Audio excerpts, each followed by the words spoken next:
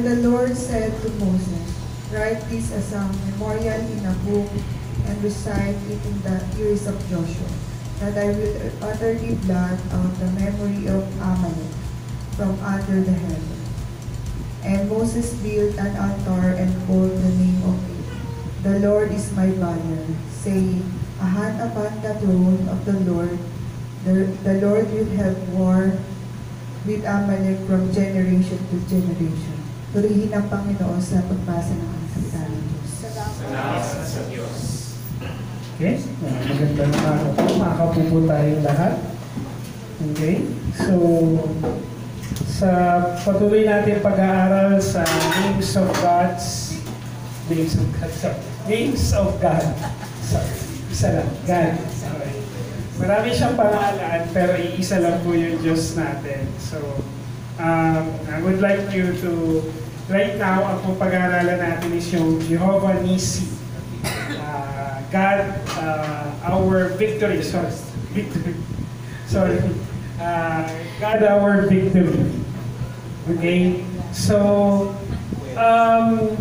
yeah.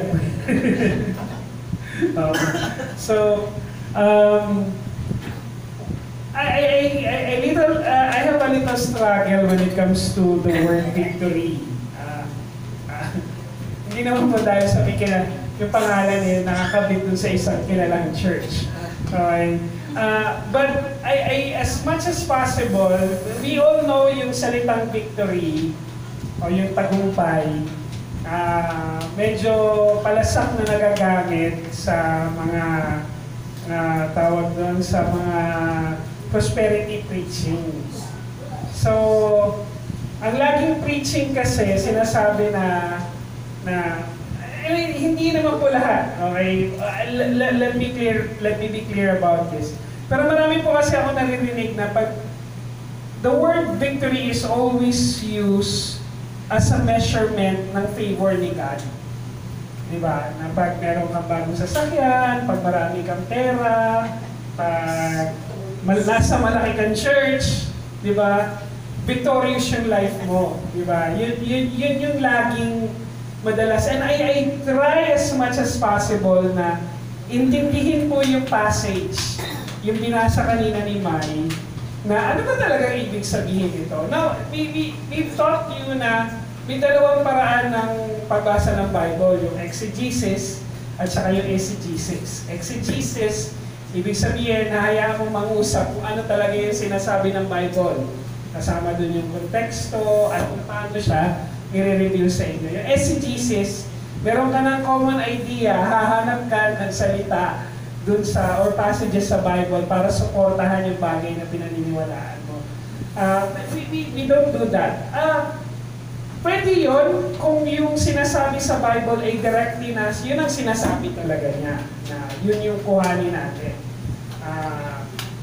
But we have to understand na I have nothing against the word victorious life. Diba? Pero again, sa dami kasi ng narinig natin mga sermon, mga preaching, na patungkol sa matagumpay na buhay, lagi siya nakaakibat, madalas siya nakaakibat dun sa pera. Diba? Madalas siya sorry din, pero hindi ako mahilig makinig ng mga financial guru. yung mga financial advisor. Hindi ako mahilig. Yung mga Christian financial advisor or yung mga Christian financial experts. Sorry po kasi, naalala mo merong isang kilalang Christian financial expert na tinuturo niya talaga. Ito dapat yung mga paraan kung paano i-spend ng mga Kristiyano yung kanyang salapi, yung kanyang naipon, para i-bless siya ng buhay. Tapos na-realize ko, I had the chance to closely work dun sa company, isa sa company na pagmamayari niya. Kaso punong-puno ng utang yung company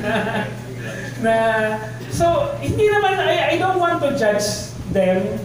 It might be something na meron silang pinagdadaanan sa buhay, in a particular business, na ito yung kinalaman niya. But again, I I will try my best na ituro sa inyo yung word na Jehovah Nissi, God our victory, para makilala natin na siya ang Diyos ng tagumpay. So, one thing that we have to understand, alamin muna natin yung kung saan siya unang sinabi. So, or yung konteksto ng pagkakasabi ng Jehovah Nissi. So, ito na yung panahon na tumawid sila, nakatawid sila, yung mga Israelites, tapos nagkaroon ng problema rin sa Rephidim. Yung mga tao nag-complain kasi nauhaw sila. Tapos nainis si Moses, nagsumama siya sa Diyos, tinamaan yung bato, nagkaroon ng tubig, pero yun din yung naging dahilan kung bakit hindi nakapasok si Moses sa Promised Land. Diba? So, ito yung mga tao na nag-away-away sila. Kaya yung place tinawag na Massa and Meriba, ibig sabihin testing and quarreling. Nung panahon na sila ay tinetest, sila ay nag-away-away, nagalit din si Moses, at yun yung naging dahilan. I would understand na maraming pagdahilan ng Diyos kung bakit sa pangyayari ito, sabi napaka-unfair naman ni God.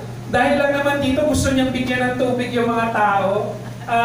You have to understand na si Moses merong direct covenant kay God na importante yung specific instructions na inuutos sa kanya ng Panginoon.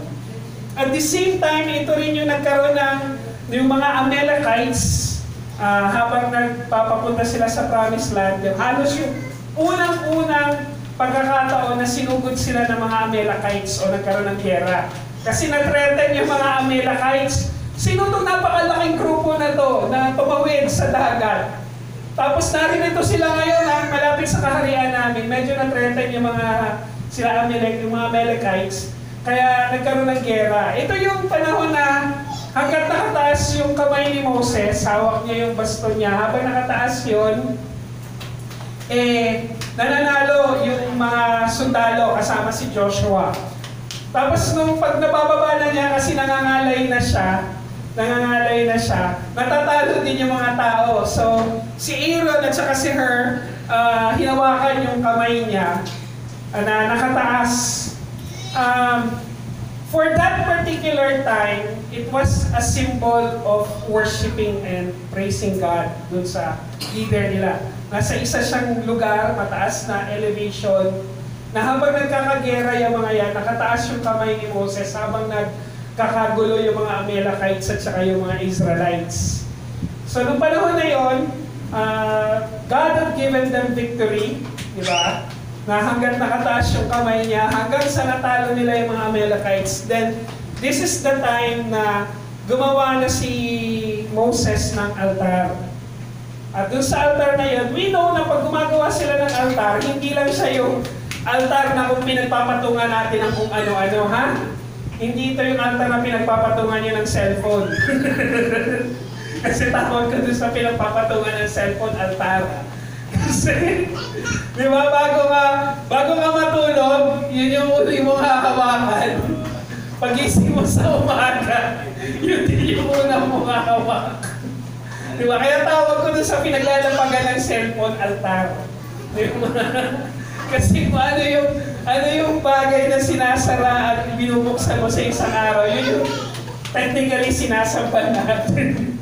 And guilty po ako doon. Pagbangon ko pa lang naman, kukunin ko yung cellphone kasi titignan ko yung oras. Akala niya. Titignan ko yung oras.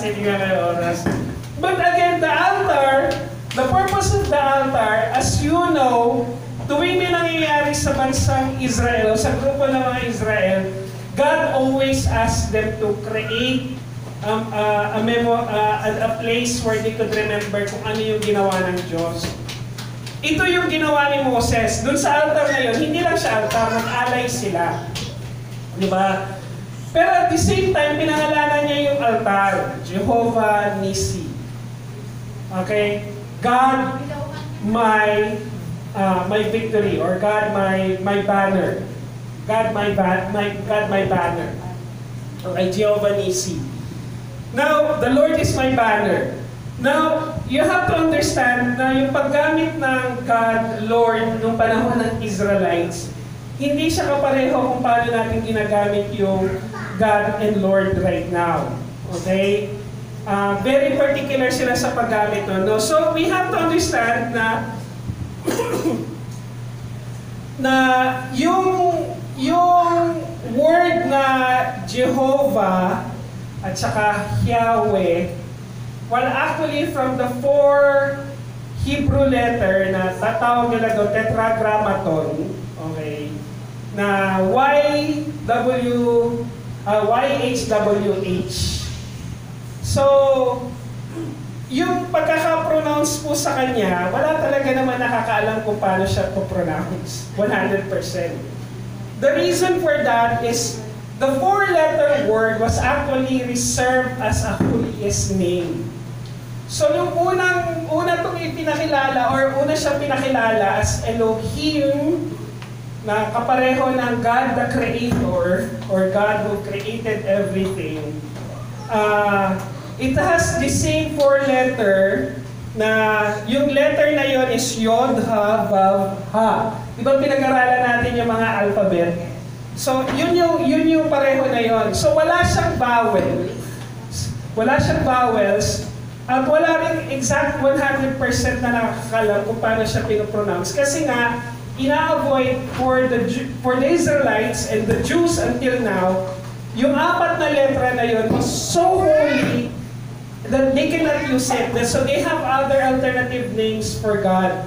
Yung Adonai, Elohim, Elohika, Elohino. So ang purpose na, di ba, El Olam, di ba? So for the purpose na they would like to reserve what is holy. Now, in the context ng nung lumabas yung YHWH in a Hebrew letter, actually, it was yung personal na sinabi ni God nung si Moses na encounter na niya si God. Sino sasabihin ko kung sino nagpadala sa akin? Ang sabi ni God, I am who I am, my name forever. Diba?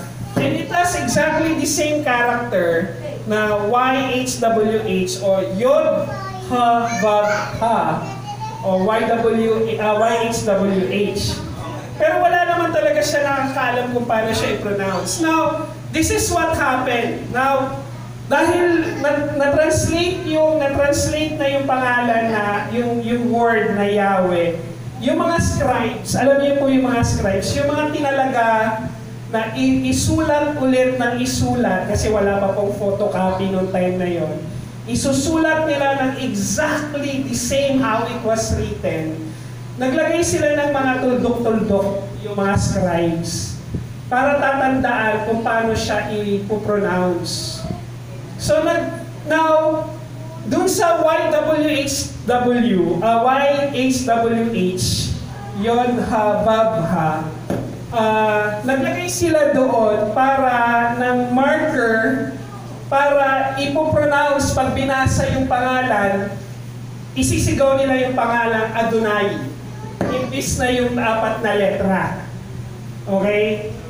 So, again yung mga scribes, nung nire-rewrite nila yung mga Old Testament para doon sa susunod na generation, naglagay sila ng mga marka na para pag dumating doon sa pangalan ni Yahweh or Jehovah, ipopronounce nila ng malakas, pero ang sasabihin nilang pangalan Adonai. So yung mga Bible translators, nung nakita yung mga markers na yon, nagkaroon na sila ng different interpretation. So naging Jehovah at Yahweh.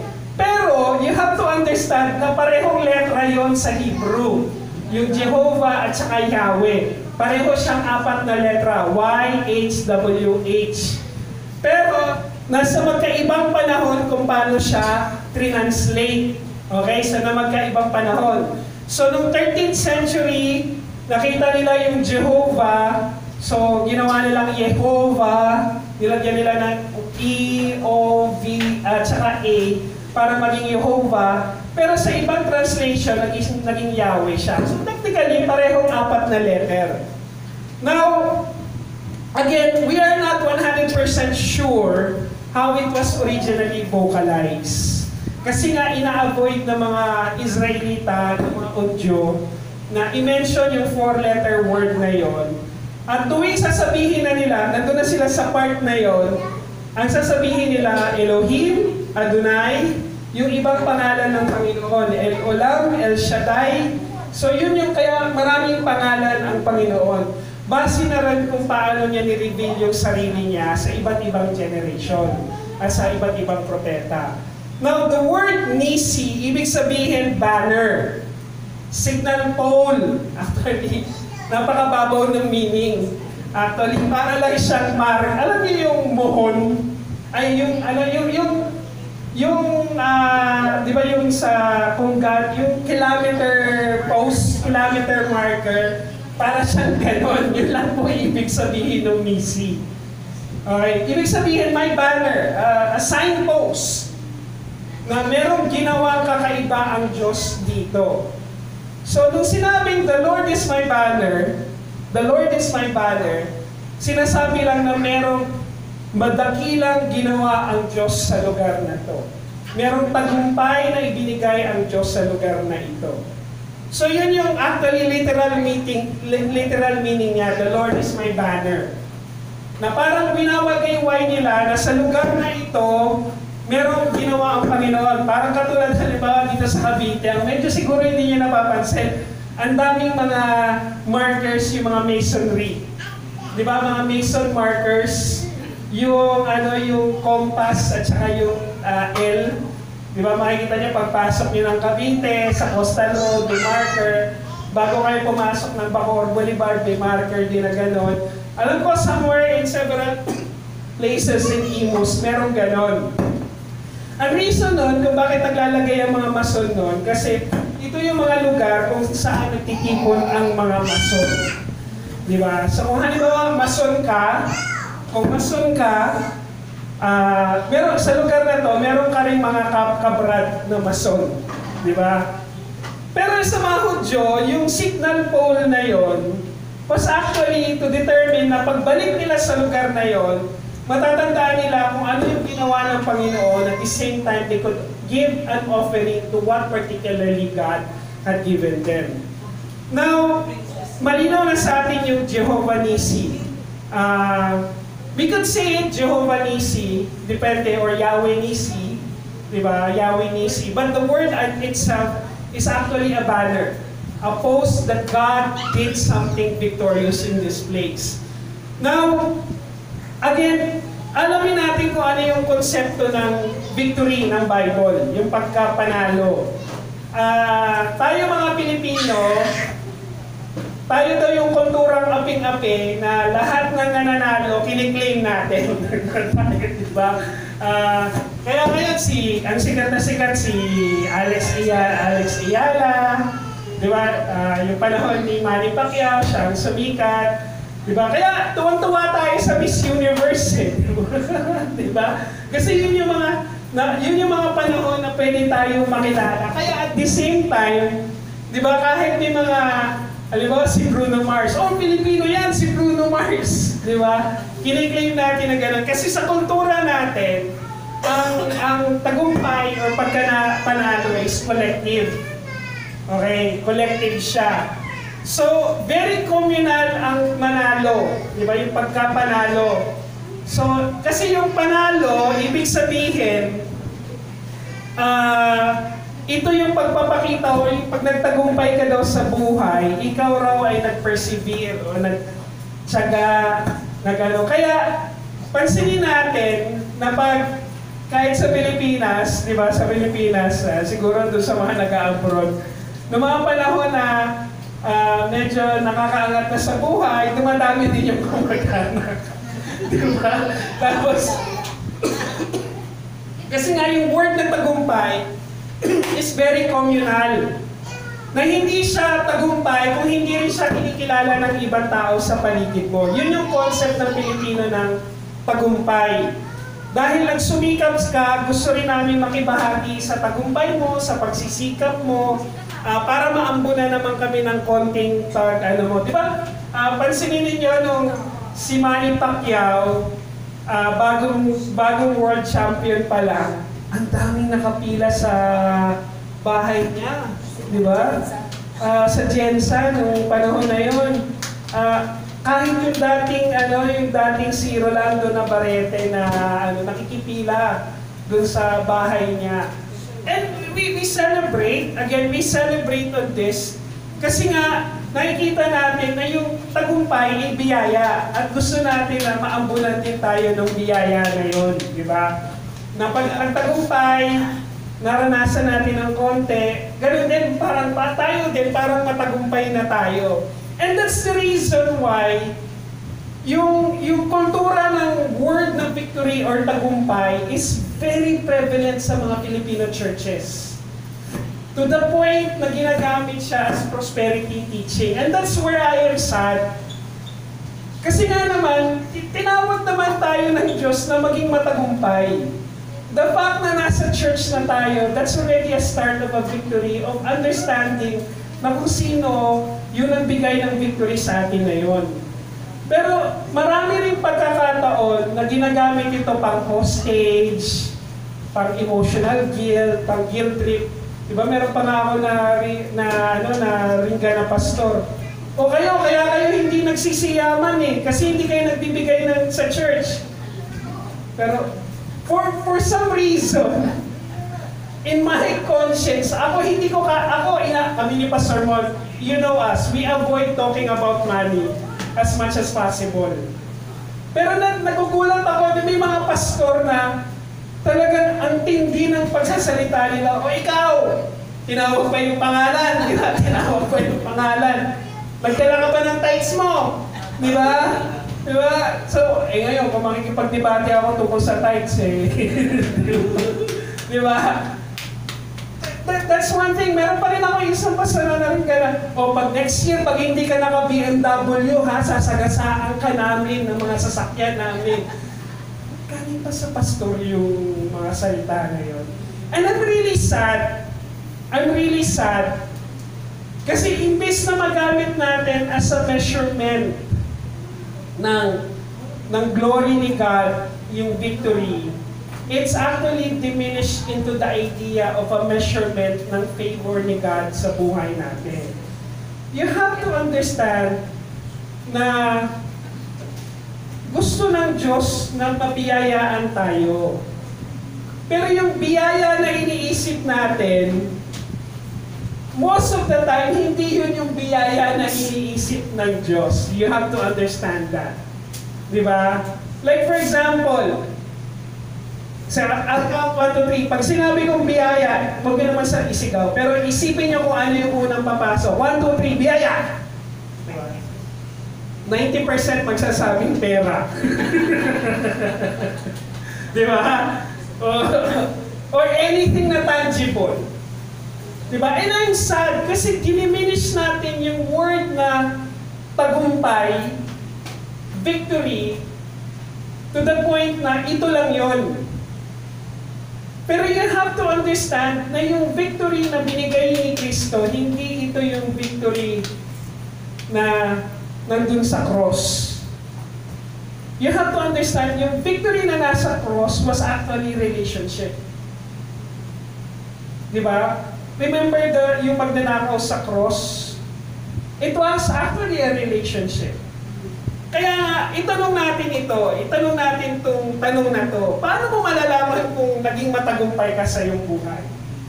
Diba? Tayo mga Kristiyano, paano natin malalaman that we are victorious in our spiritual life? Paano natin malalaman we are victorious, matagumpay tayo sa pagiging magulang, matagumpay tayo sa pagiging anak, matagumpay tayo sa pagiging kapatid?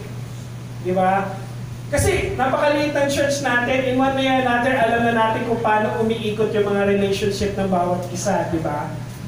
So, paano natin malalaman kung naging matagumpay ako? Unang-unang measurement natin dyan, kung alam mo na kailanman hindi maaaring manggaling sa iyo ang anumang tagumpay sa buhay. Kung naiintindihan mo na walang bagay sa buhay mo, walang anumang success sa buhay mo, na nanggaling sa'yo. Diba? Kasi ano man ang success na meron ka, mangyayari rin yun na hinayaan ng Diyos na mangyari yun. Diba? So sa tanongin niyo sa akin, paano po yung mga nepo babies? Yung mga anak ng mga kontraktor at politiko. Di ba? You have to understand, hindi ko man maintindihan, pero hinayaan ng Panginoon ng ganon. That they will have their wealth right now. Because that wealth might come in a form of testing. Di ba? Remember yung rich young man, nung tinanong niya, paano ba pumasok sa langit? Ang sagot mas madali pa sa kamelyo na pumasok sa butas ng karayom kaysa sa iyo. And he was sad because he was rich. Di ba? Now, kung to the point na yung mga nepo babies na to, marami silang ganito, pero hindi naman nila kilala ang Diyos. Paano siya naging tagumpay? Do you get the point? Do you understand? Siguro sa ngayon, masasabi natin, probably sa human measurement, tagumpay. Kaya nila magbayad ng kalahating milyon sa restaurant. Hindi ko talaga maintindihan yung kalahating milyon na bill sa restaurant, di ba? Hindi ko talaga maintindihan yun. Diba? Hindi ko rin maintindihan yung 400 million na pinatalo mo sa casino. Hindi ko talaga maintindihan yun. Ganon katindi yung insatiability, yung appetite ng tao, walang kabusugan. So kung hindi mo kayang kontrolin yung kabusugan mo, hindi mo rin kayang kilalanin kung sino yung nagtagumpay sa buhay mo. So hindi mo rin makikilala kung sino yung nagbigay ng tagumpay na yun sa buhay mo. You get the point? Sabi rin sa verse 14, that the Lord said to Moses, write this as a memorial in the book and recite in the ears of Joshua. Actually, sinasabi ron na ipaalala kasi si Joshua was being grouped to be the next leader. Parang sabihin mo kay Joshua para sasabihin sa susunod na henerasyon kung ano ang ginawa ko. Diba? At I will utterly blot out the memory of Amalek from under the heaven. Ibig lang sabihin ito, hindi naman papatayin na. You have to understand the context na hindi na sila kailanman gagambala sa inyo. Hindi sila mananaig sa inyo. Kaya nga sinasabi, they will wage war against Amalek from generation to generation. Ang ibig lang po sabihin nun, in the context of that protection ni God, magsusurvive kayo kahit anong gawin ng lahi ni Amalek sa lahi ninyo. Diba? So ano ang gusto ng Panginoon? Bakit kailangan sabihin ng paulit-ulit kay Joshua kung ano ang ginawa ng Diyos? Kasi para walang ibang attributes ng success and victory sa ginawa ng Diyos maliban sa Kanya. And that's the same reason for the altar. Para ipaalala, yung signpost na yun, yung altar na yun, is pwedeng balikan at sabihin na hindi ito si Moses, ito ang Panginoon ang gumawa ng bagay na to. Sabi sa Philippians 3:8, sabi ni Paul, indeed, I count everything as a loss because of the surpassing worth of knowing Christ Jesus my Lord. Sabi niya, wala nang halaga lahat ng bagay na to kapalit nang malaman ko ang katotohanan tungkol sa Panginoong Jesucristo. So he count everything as trash, nothing, loss. Nung nakilala niya ang Panginoong Jesucristo, so for His sake, I have suffered the loss of all things, and count them as rubbish. Ano mang nakuha niya sa buhay niya, you have to understand na si Paul was very well known in their society. Di ba? Kilala siya, nag-persecute siya. Yung sabihin niya, patayin niya yung mga Kristiyano na yan, that only proves about his power. Pero na-realize niya na lahat ng yon ay basura. Lahat ng yon basura. So that in order to gain Christ. So wala siyang ibang hinahangad sa buhay niya maliban kay Kristo. Kaya mga kapatid, tandaan natin na sa paglago natin bilang bilang isang mananampalataya, yung paglago natin, kailangan natin mas hangarin natin na makitang matagumpay ang iba sa relasyon nila kay Kristo. Yun yung dapat desire natin. Kung bakit ka nakaupo dyan, umuupo ka dyan because it is your desire that whatever you learn from here will be used by God so that others will also grow in faith in Him. Diba? Sabi ni Charles Spurgeon, you will never glory in God till first of all God has killed your glorifying yourself. Hindi mo raw mag-glorify si God hanggat hindi mo muna patayin na yung i-glorify yung sarili mo. Aminin mo na wala kang bagay na nagawa sa mundong ito na pwede mong tagumpay. Kaya nga, ano ba yung mga, di ba, binabasa ko po yung book na What Cannot Be Lost. Totoo nga na kung malalim yung pananampalataya mo, you count everything as something more of a blessing na ibinigay mo, Panginoon, itong bagay na to sa panahon na to. Alam mo, kung meron tayong ganon sa puso natin, yung heartbreak of losing a job, losing a relationship, losing someone, would be much more meaningful para sa atin. Nawalan ka ng trabaho, yes, God will provide. That's meaningful for me. Diba? Nawalan ka ng isang maayos na relasyon kasi kailangan hindi yun ang kaloob ng Diyos. Then so be it. Merong ibibigay ang Diyos na mas nararapat para sa iyo. Diba? So may natanggal na posisyon, kapangyarihan, so be it. Dahil ang Diyos ang nagbigay nito. He gives and He takes away. Ikalawang katotohanan, mga kapatid, kailan natin malalamang matagumpay tayo kung ang resulta ng bawat biyaya ay pagsamba at panalangin. For every blessing that you will receive, you will put God in the identity of those blessings. Diba? Kung yung bawat biyaya, bawat pera, bawat halaga, bawat salapi, bawat damit, bawat kapangyarihan na tinanggap natin, bawat success, bawat promotion, bawat magandang grades, all of those identity will always go back to God. Diba? Kaya nga ang sabi rito, Moses built an altar and called in the name of the Lord is my banner. Of all the victory na ginawa niya, dapat nag-party na lang sila. No! Diba? Matutusin, pwede sila nag-party. Diba? Ang dami nila pwedeng i-loot dun sa mga kaaway nila. Ang dami nila pwedeng kuhanin dun sa mga kaaway nila. But the first thing that Moses did was to create a signpost, an altar for God. The Lord is my banner.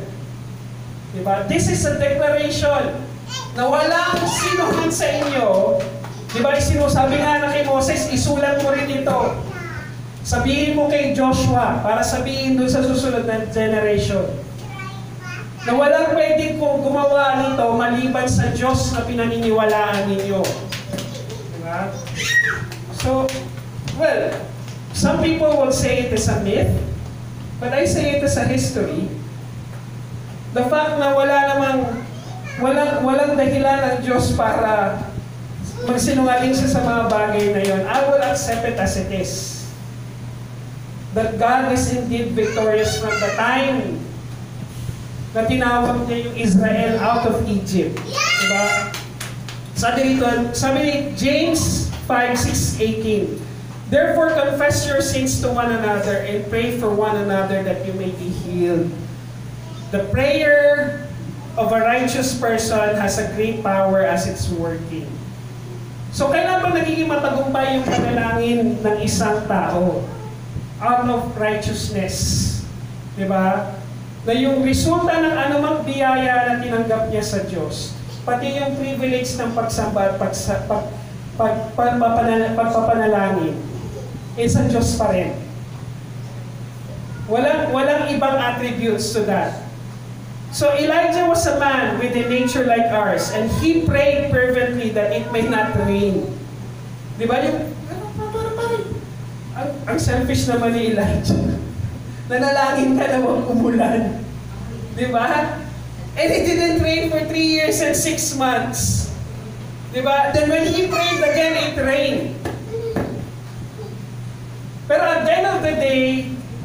na naka-attribute.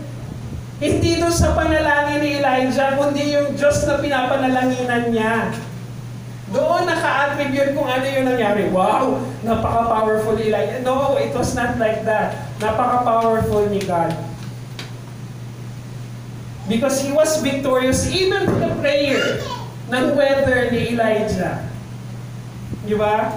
Kaya nga mga kapatid, ang panalangin ay hindi sukatan ng laki ng iyong pananampalataya. Diba? Pero ito ay ang paglaki ng sukatan ng iyong pananampalataya. Handa kang subukin ang tibay ng tuhod at likod mo sa mga panalangin. Let me clarify this. Yung panalangin, hindi siya sukatan ng laki ng pananampalataya mo. Pero nananalangin ka kasi pinapalaki mo yung sukatan mo para sa pananampalataya mo. Ganito lang yan, may timbangan ka. Diba? Meron kang timbangan na maliit, pero malaki yung nilalagay mo doon sa timbangan mo. Diba? Ang hirap sukatin, kung ano yung nilalagay mo sa timbangan na yon, ang hirap sukatin kasi ang liit ng timbangan. No, pag pinalaki mo yung timbangan, ano nangyayari doon sa sinusukat mo? Mas maliit. Pero, umaasa ka na may mas malaking ilalagay kasi nilakihan mo yung measurement mo. You get the point? Diba? Hindi porket nananalangin ka lang, wow, grabe, napaka-holy mo kapatid, napaka-prayerful ng life mo. No! We pray because pinapalaki natin yung sukatan natin na kung ano ang pwedeng gawin ng Panginoon sa buhay natin. How much victory He can give to us. Pinapalaki mo yung lugar sa buhay mo kung ano yung pwedeng gawin ng Panginoon. Yun ka nananalangin.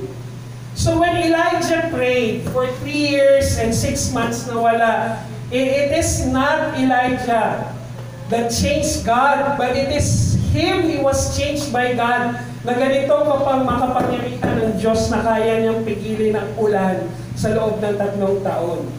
If you read the life of that, ni Elijah, he didn't attribute himself to him. He attributed what happened to God, kung ano yung ginawa ng Panginoon. Kaya nga, pag nananalangin ba tayo, pinag-usapan namin ito ng kaibigan ko pong pastor sa school, pag nananalangin ba tayo, does it change my heart or does it change God's heart? Paano nung mga panahon na si Manny Pacquiao naging Kristiyano, maraming nananalangin sa kanya. Tapos, yung mga tao din na kalaban ni Manny Pacquiao, marami rin nananalangin. Nanalo si Manny Pacquiao. So, ibig ba sabihin nun, mas malakas yung mas malaki yung timbangan. Di ba? Nung kabilang side. Di ba? Or it's just happen na mas magaling lang talaga si Manny Pacquiao nun. It's just happen na nag-ensayo lang talaga siya ng gusto. Diba? At ibinigay. God honored that. Diba? We don't know. Ang importante, pinapalaki mo yung sukatan mo kung ano yung kayang gawin ng Panginoon. Hindi mo sinusukat kung ano yung ginagawa mo sa Panginoon, para sa Panginoon. Take note of that. Pinapalaki mo yung sukatan mo kung ano ang pwedeng gawin ng Panginoon sa buhay mo. Hindi mo sinusukat kung ano yung ginagawa ng Diyos sa buhay mo. Again, babalik tayo doon sa umpisa. Diba? Sino ba nagbigay ng mga tagumpay na to sa iyo? Sabi ni A.W. Tozer, prayer is not a work that earns merit with God. Take note. Hindi ka nananalangin kasi you will gain something from God. It is a relationship that brings us to His presence. So ano yung reward ng panalangin at pagsamba? Yung tagumpay na binibigay niya, yung presensya ng Panginoon. Na may ginawa siya. Kasi naniwala ka, umasa ka, at kung hindi man niya binigay, naniniwala ka pa rin. Umaasa ka pa rin. Diba? You have to understand that. Ikatlo mga kapatid, paano natin malalaman kung matagumpay tayo sa buhay natin? Kung mas malinaw na nakikita si Kristo sa mga biyaya na natatanggap mo. You have to understand that when God gives us things, whether tangible or intangible, Sino ba yung unang makikita doon? Di ba? I would remember a politician, huwag na natin ilayo. For example, si Vico Soto. Diba? Very popular siya kasi. Diba? He's also very vocal about his faith. Diba? Pero nakikita mo rin, yung pagkakaiba niya kay Senator Cayetano, kay Senator Pacquiao, diba? At sa ibang mga Kristiyano. Again, I don't want to judge them. I had a chance to talk to Senator Cayetano noong panahon na congressman pa siya na Taguig. Very stable guy, very logical, very intelligent, very bright. Diba? Parang doon sa usual conversation na hinila lang ako ng kabarkada ko nagtatrabaho sa Senado. Diba? Ay sir, kaklase ko po nung college mo. Kaklase nung college. Kaklase lang nung college. Kaklase lang nung college. Just that the fact that na you'll understand na pag nagsalita ba sila tungkol sa Diyos, ano yung nagiging resulta nito sa buhay ng ibang tao? That's one thing that you will ask. If they will speak blessing, ano yung resulta nito sa buhay ng ibang tao? I remember as you will know, do you know Charlie Kirk, di ba? Nasa news siya recently. Pinapalo ko si Charlie Kirk because I don't really agree in everything na sinasabi niya in his politics, pero I would understand why he's protecting them. Why he's protecting the family, kasi I believe in the same thing. Why he's against abortion. Why he is pro-life. Why he is pro-traditional family. Diba? Mga bagay na gano'n. Naiintindihan ko yun, and I'm with him with that.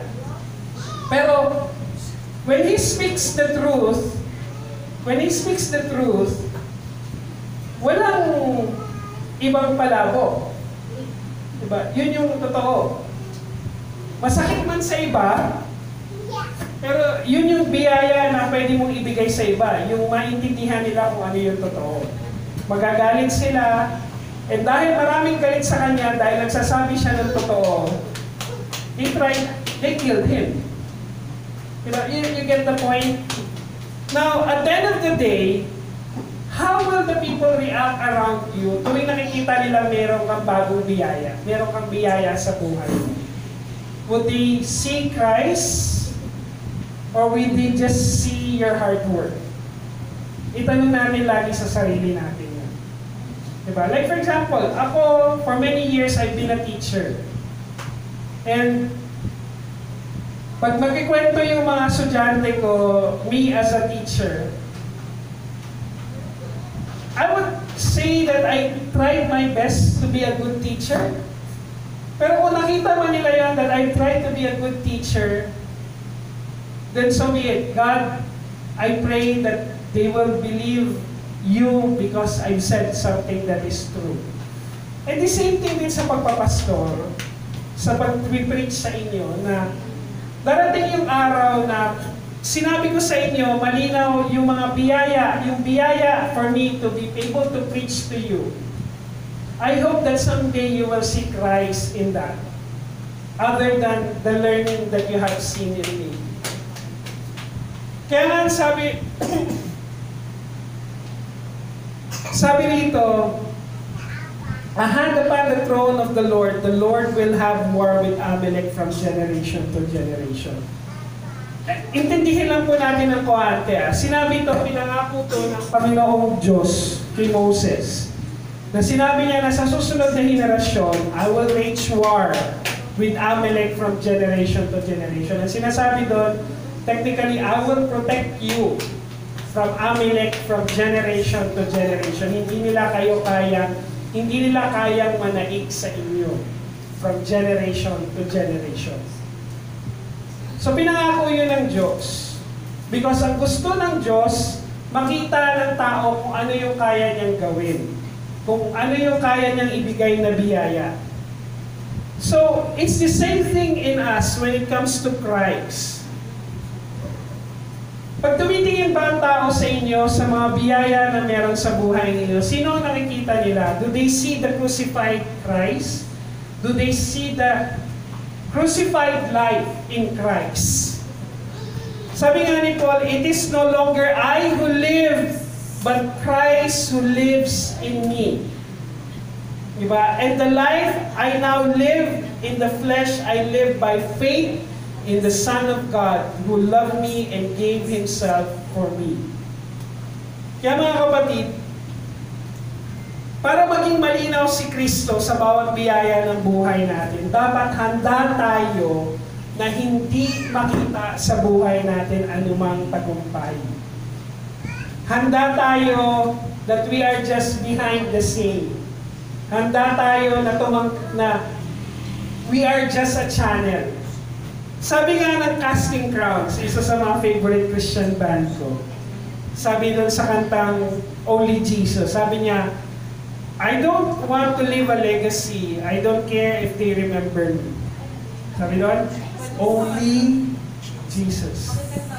Pakita. Wag na, baka magalit yung isa. Baka hindi si Kristo ang makita.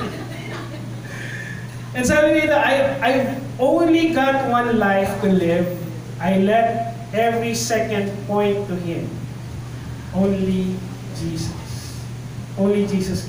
Pakinggan niyo yung kantang yun. At saka yung Nobody ng Casting Crowns. Nobody. Nobody but you. Yung Nobody ng Casting Crowns at saka yung Only Jesus ng Casting Crowns. You will see na, o nga no, hindi naman tayo naririto so that we could gain some things in life. Dapat yung victory natin, enough na naalam natin na namatay si Kristo para sa atin. Yun yung foundation natin. Let that be the foundation of God. Kaya mga kapatid, let me close with this. When Jesus was crucified, it was in an altar. The cross. Diba? It wasn't hidden. Hindi siya nakatago. It was public. It was shameful. For men to see that, it was shameful. But that the same act, everything I try to keep secret in my life is laid before that act.